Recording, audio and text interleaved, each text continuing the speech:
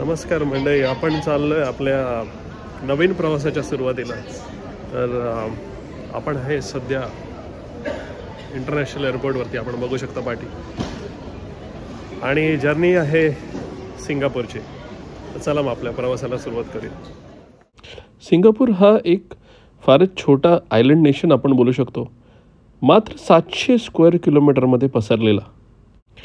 पण लोकेशन इतकं स्ट्रॅटेजिक आहे जिथे हिंद महासागर आणि साऊथ चायना सी या दोघांनाही जोडणारा महत्त्वाचा सी रूट इथून जातो. ओव्हरऑल हे आयलंड डिवाईड केलं आहे 4 मेजर प्रोव्हिन्समध्ये: ईस्ट, वेस्ट, नॉर्थ आणि central. Major tourist attractions central रिजनच्या ते लोकेटेड आहेत. ईस्ट रिजनला तुम्हाला बीचेस मिळतील आणि वेस्टर्न रिजनला तुम्हाला पार्क्स आणि हायकिंग ट्रेल्स मिळतील. पूर्वी सिंगापूरला टेमासेक नावाने ओळखले जायचे, पण 1819मध्ये सर रॅफेल्स यांनी इथे ट्रेडिंग पोर्ट ओपन केलं आणि जगावरती सिंगापूरचा उदय झाला. नंतर 1965मध्ये यांना ब्रिटिश राजवटीपासून स्वातंत्र्य मिळालं आणि या देशाचा उगम झाला. एशियातलं एक मेजर फायनान्शियल हब, एक अत्याधुनिक शहर, मात्र 60 वर्ष जुनं आहे, हे ऐकून सरप्राईजच व्हायला होतं. या देशात जाण्यापूर्वी काही महत्त्वाच्या टिप्स लक्षात ठेवा. याच्यातलं सर्वात इम्पॉर्टंट डॉक्युमेंट म्हणजे विजा. विजा हा तुम्ही well in advance before booking the tickets काढून ठेवा.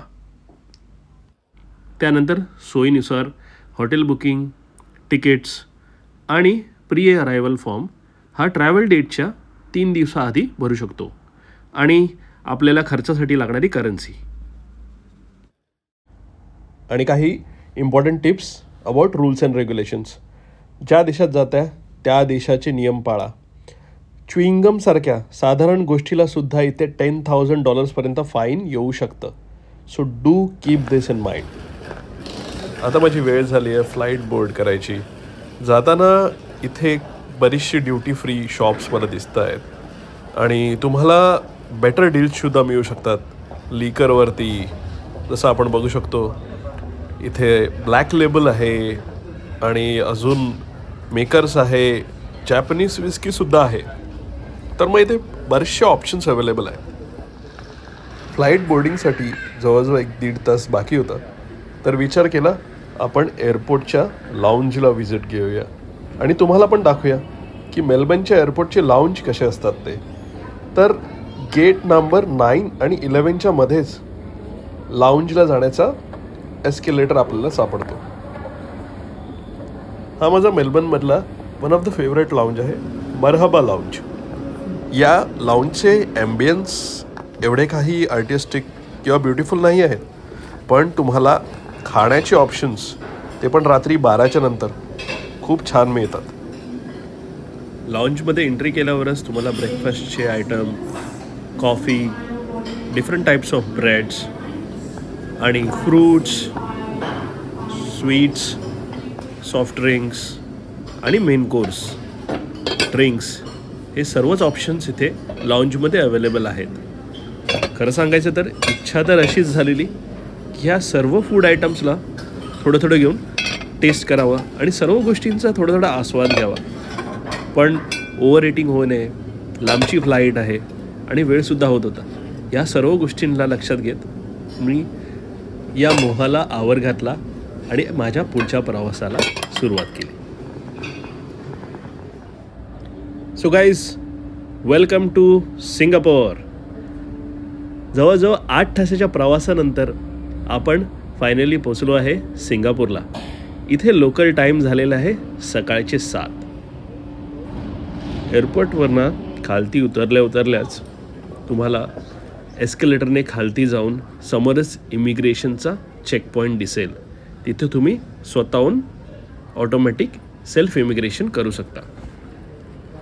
ह्या ऑटोमॅटिक सेल्फ इमिग्रेशनमुळे अजिबात लाईन दिसत नाही. त्याचमुळे मात्र 2 मिनटामध्ये मी सेल्फ इमिग्रेशन करून बाहेर जाऊ शकतो.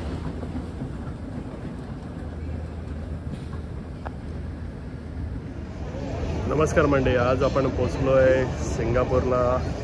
बाकी तुम्ही बघू शकता आयकॉनिक प्लेस सिंगापूरची. आज तशी गर्दी कमी आहे कारण की बरीचशी लोक अजून ऑफिसमधनं सुटत आहेत, येत आहेत. पण दृश्य खूप सुंदर आहे, बघू शकता आपण. हो, सिटीमध्ये यायचा मार्ग मी तुम्हाला सांगायला विसरलो. सिटीमध्ये येणं खूप सोपं आहे. इथे तुम्हाला बरेचसे पब्लिक ट्रान्सपोर्ट्स अवेलेबल आहेत. सिटीमध्ये यायला एअरपोर्टपासनं मेट्रो आहे, तुम्ही बस घेऊ शकता आणि अगदीच काही समजलं नाही तर टॅक्सी आहेच. सर्व गोष्टींचे रेट्स प्री डिसाइडेड आहेत, त्यामुळे तुम्हाला स्कॅम होण्याची चान्सेस खूप कमी आहेत. लोक ऑनेस्ट आहेत, विश्वासू आहेत, त्यामुळे तुम्हाला ओव्हरचार्जसुद्धा करणार नाहीत. आता मी एक्सप्लोर करतो आहे central part of the Singapore. Central पार्टमध्ये मेन अट्रॅक्शन आहे मरीना बे सँड्स. हे बे साईडला असलेलं 3 टॉवरने बनलेलं मोठंसं हॉटेल म्हणजेच मरीना बे सँड्स. हे हॉटेल एवढं फेमस आहे की जर समजा तुम्ही एका रात्री इथे राहायचा विचार केलात तर तुम्हाला तब्बल $1,500 सिंगापूर डॉलर्स द्यावे लागतील. या टॉवर्सच्या अगदी पाठच्या बाजूला एक स्कायवॉक आहे. तो स्कायवॉक सरळ चालत गेल्यावरतीच तुम्हाला दिसतं the famous garden by the bay. Welcome to garden by the बे.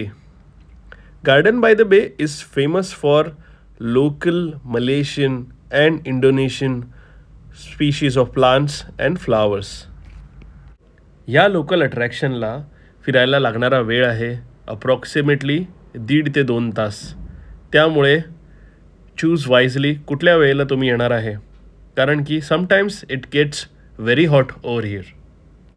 If you are visiting in evening it is recommended that you visit between 7 to 9 PM because they have a very good lighting show during that time. समोर दिसणारा flower dome आणि vertical gardens both hold Guinness world record for to be the biggest in the world. संध्याकाळच्या वेळी इथे लोकांची संख्या वाढायला सुरुवात होते, मेनली लाईट शो बघण्यासाठी. गार्डन बाय बेमधलं फेमस अट्रॅक्शन वर्टिकल गार्डनला सुपर ट्री ग्रोव्ह म्हणून बोललं जातं. ह्याची उंची तब्बल 50 मीटरपेक्षाही जास्त आहे.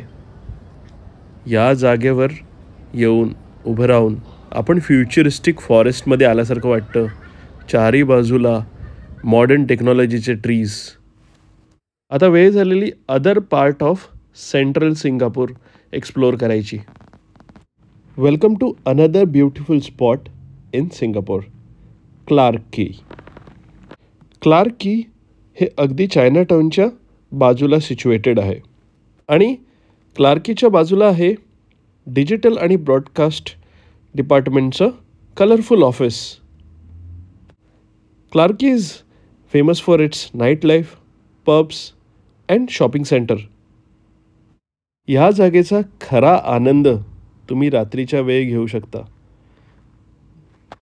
पूर्वी या जागी बरेचसे शिप्स आपला माल लोड आणि अनलोड करायचे. आता त्याच जागी विविध रेस्टॉरंट्स, पब्स आणि शॉपिंग सेंटर दिसतात. संध्याकाळी जमलेली इथे लोकांची गर्दी बघून एवढं तर नक्कीच लक्षात येतं की इकडच्या लोकांना चांगल्या पद्धतीने काम तर करता येतंच, पण त्याच्या दुप्पट चांगल्या पद्धतीने पार्टी करायला येते. One more surprising fact for you guys. तुम्ही जेव्हा सिंगापूरमध्ये याल तेव्हा तुम्हाला रस्त्यावरती, लोकल ठिकाणी किंवा कुठेही जरी गेलात तरी तुम्हाला beggars, homeless people asking for money हे कुठेही दिसणार नाही, which is a indication of a prosperous country. सिंगापूरची अजून एक चांगली गोष्ट म्हणजे इथे सर्व रिलिजनचे म्हणजे literally Christian, Hindu, Muslim, Buddhist सर्व रिलिजनची लोक एकदम हार्मोनियस वेमध्ये एकत्र गुण्यागोविंदाने राहतात. आता वेळ झाली थोडं काही खाण्याची. सिंगापूरला येऊन काय खावं? सिंगापूरला येऊन तुम्ही इकडच्या लोकल डिश ट्राय कराव्या असं मी रेकमेंड करतो. इकडचं फेमस आहे चार क्वाय थाव किंवा लक्सा सूप, मी गुरँग, चिली क्रॅब. ह्या सर्व गोष्टी इकडच्या फेमस आहेत. You must try it. आणि हो, इथे कॉन्सेप्ट असतो हॉकर सेंटरचा. हॉकर सेंटर म्हणजे इथे सबसिडाईज रेटमध्ये मिळणारं जेवण. तिथे तुम्हाला मात्र $2 ते $60 आतमध्ये पोटभर जेवण मिळू शकतं. जेवणात व्हेजिटेरियनमध्ये सुद्धा बरेचसे चायनीज ऑप्शन्स अवेलेबल आहेत. So do explore.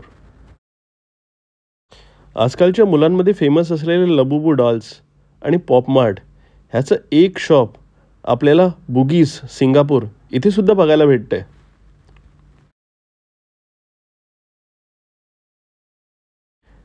Clerk कीपासनं marina बे हे अगदी वॉकिंग डिस्टन्सवरतीच आहे. रात्रीच्या प्रकाशात मरीना बे सँड्सचं हे वेगळंच रूप आपल्याला बघायला भेटतं.